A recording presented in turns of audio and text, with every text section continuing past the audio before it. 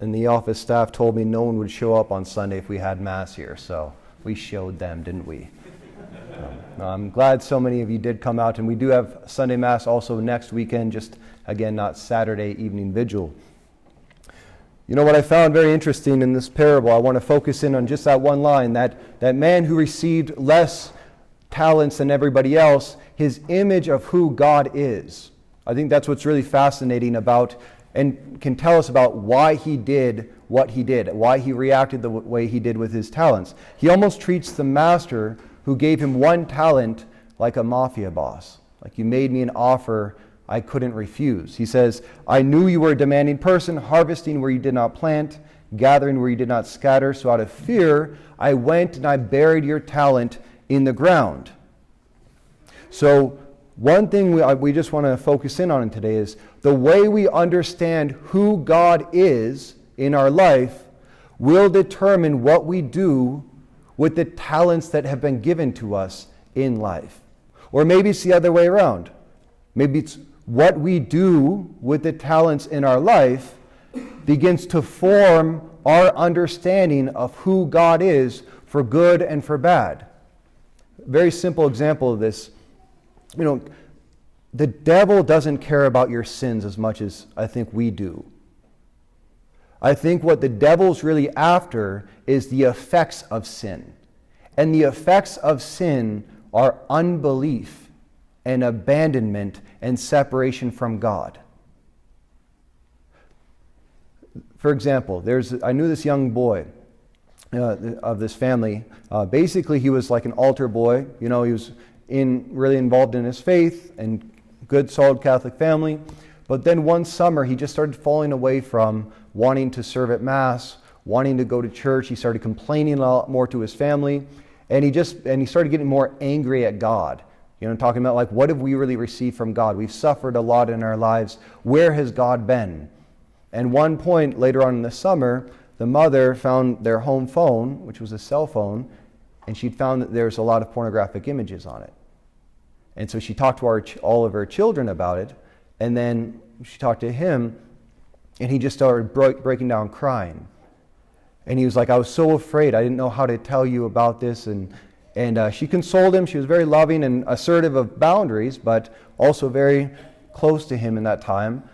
But at one point, she just asked him, is this why you've been so angry with God lately? And he said, yes. Ever since that this has come into my life, I just felt like God hasn't been with me anymore because of my sins and because he wasn't helping me. They got it cleaned up. He went to confession, got him back into the church. And then from there, he started experiencing these very intimate kind of experiences with God in Mass. And there's something very true on a universal level there. That the more that we allow sin into our life, the real effect of that is that it causes us to stop believing in God's love and his presence in our life. And the closer we come to God, the more time we spend with him, the opposite occurs. And then we have a deeper faith and can enter into the world. And so the talents themselves, I think, are our life experiences. How am I living the life that God has given me? How do I see the times that have been given me? Do I see it as a gift that has come from God, or more of a burden that is causing me to hide away in fear in my life? How many have seen the movie Calvary? It's a really good movie. It's a very profound film. Basically, the opening scene is a priest being told he's going to be killed in 1 week, and he has a week to put his affairs in order. And he's struggling with faith in his own life at that point, whether to stay with his flock in Ireland or to flee. But at one point, he meets this woman whose husband had just died in a car crash. And they're talking about faith in that moment. And the priest, Father James, says to her, people are shocked by the randomness of life. They curse God. They curse their fellow man. And sometimes they even lose their faith in such cases. And this woman responds to him. They lose their faith. It must not have been much of a faith to begin with if it was so easy for them to lose it. She says, my husband and I had a very good life together. We loved each other very much, and now he's gone. And that is not unfair. That is just what happened. But many people don't live good lives. They don't feel love. And that is what is unfair. So she took this incredible experience in her life, losing her husband at such a young age. And she says, most people don't even know the love that I got to receive from him. Therefore, I am going to be grateful for what I've received. And what happened is her heart stayed open to God in the midst of that. And yet the temptation is when bad things happen in our life, or when life isn't working out the way that we think it should, that's when we can close ourselves off to God and bury the very talent that is our life, that is our time on this earth. And we can hide out of fear. It's like, we've all seen Lord of the Rings. If you haven't seen Calvary, you've definitely seen Lord of the Rings, right? That conversation between Frodo and Gandalf. I wish the ring had never come to me. I wish none of this had ever happened. And Gandalf says, so do all who live to see such times. But that is not for them to decide. All we have to decide is what we do with the time that is given us. All we have is to decide with what we do with the talents that are given to us in our personal life, in our family, in our country, in our church. But I think the way that we will respond to our life as it is very dependent on who we think God is in the midst of it. That's the meditation for today's Mass. How is my life, as I'm living it, forming my conception of who God is to me? Is he present? Or is he an absentee sort of landlord, a mafia boss who's given me this life and I just have to be faithful to it or I'm going to suffer? I've been thinking about this in light of, recently, it's been coming up all over the Catholic Church, kind of the difficulty of Bishop Strickland. If anyone knows, Bishop Strickland was a bishop in Tyler, Texas, and it's kind of a divided issue right now because he was a very faithful bishop.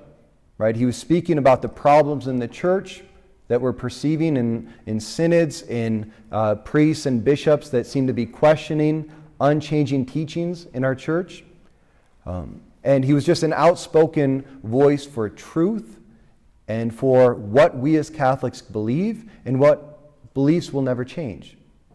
On the other side, though, he was pretty outspoken on the internet. Sometimes he was going more outside of his diocese.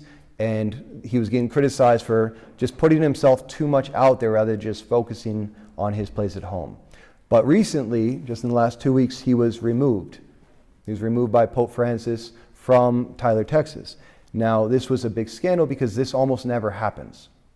You don't just have bishops being removed by the Pope unless there's a huge canonical infraction that takes place, which there was none from what has been revealed to us. And so it's causing a lot of people to become resentful and angry at the times that we're living in our church, especially when we see there's bishops all over the world very publicly questioning fundamental teachings of our church, and yet nothing's happening to them. So it's causing people, it's somewhat of a scandal to some. But it made me remember when I was first ordained a priest. And again, it was just kind of a time when the scandals were coming out with the McCarrick scandals and Pennsylvania report and just a lot of the liturgical wars. But I had this temptation in the midst of it that I was like, it would be just much better if I just go to a religious order. If I just leave, because I was afraid. I was afraid that God wasn't really here. I was afraid that I wasn't going to be protected in my priesthood. I was afraid that I couldn't trust those around me. And that fear was pushing me to bury my talents, to bury the time that has been given to me. And then another prominent figure was also coming to the heights of fame at this time named Billie Eilish or something like that. Eilish, is it? I don't know. I've never I don't even know her name, but someone was sending me songs from her. Do you guys actually know who she is? Hopefully more of you know who Bishop Strickland is than Billie Eilish. But someone was sending me pictures or songs of hers, and one time I was just jogging, and I was thinking about all of this, and I just put some of her songs in the background just to listen to. And there's this one song called Come Out and Play. It's not by Offspring, not that one. But this person was speaking about, what she's speaking to is someone who's very afraid. And this come out, she says, and I know that it makes you nervous, but I promise you it's worth it to show them everything you've kept inside. Don't hide. Too shy to say, but I hope you stay. Don't hide away. Come out and play. Very simple lyrics, right? Means nothing to most people who would hear that. But when I heard that, in the midst of running and contemplating everything with the church, I felt God speaking to me through those very lines. I know you're scared. I know you want to hide, but you have nothing to be afraid of. Come out and play. And that image of God changed for me in that moment. That I don't have to be afraid that God hasn't abandoned His church and that He's actually going before me in this difficult time. Therefore, I can invest in the church that has been given to me right now without fear.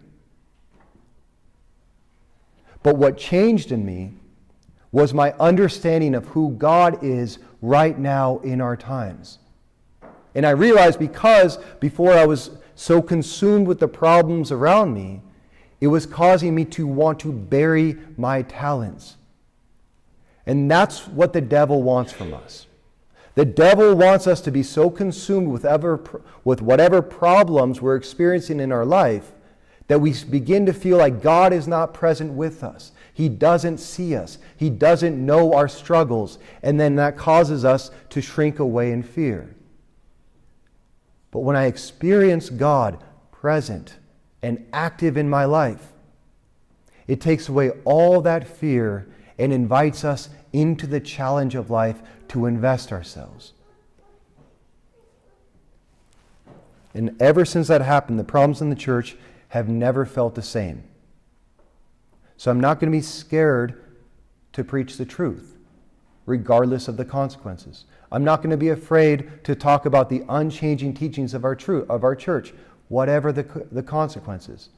I'm not going to be afraid to say and to live out my faith unapologetically, regardless of the consequences. But I'm also not going to run away in fear and hide from the world or hide from the church. That's the question I invite us all to consider in this Mass. Is your conception of who God is in your life right now, is it leading you to invest with joy and hope in the world and in the life that has been given you, in the times that have been given you? Because that's your talent. Who you are and where you are right now, that's the talents given to you. And we can't change that. But we can choose to invest it. And it's not so much about the times that have been given us as the one who is given us. And that's what I was telling the RCIA class before coming to Mass today. It doesn't matter what else happens in the Catholic Church or even in the Mass. In every single Mass we come to, Jesus Christ Himself is given to us on this altar in the Holy Eucharist. No matter what's going on in your life right now, Jesus Christ is being given to you on this altar in the Holy Eucharist right now. God is the eternal optimist for our lives. God never stops investing in every one of you and in His church, regardless of the consequences. And to the degree that we realize that and receive that, then we too can enter into our Master's joy and go out in the world and invest all of our talents according to our time here and now.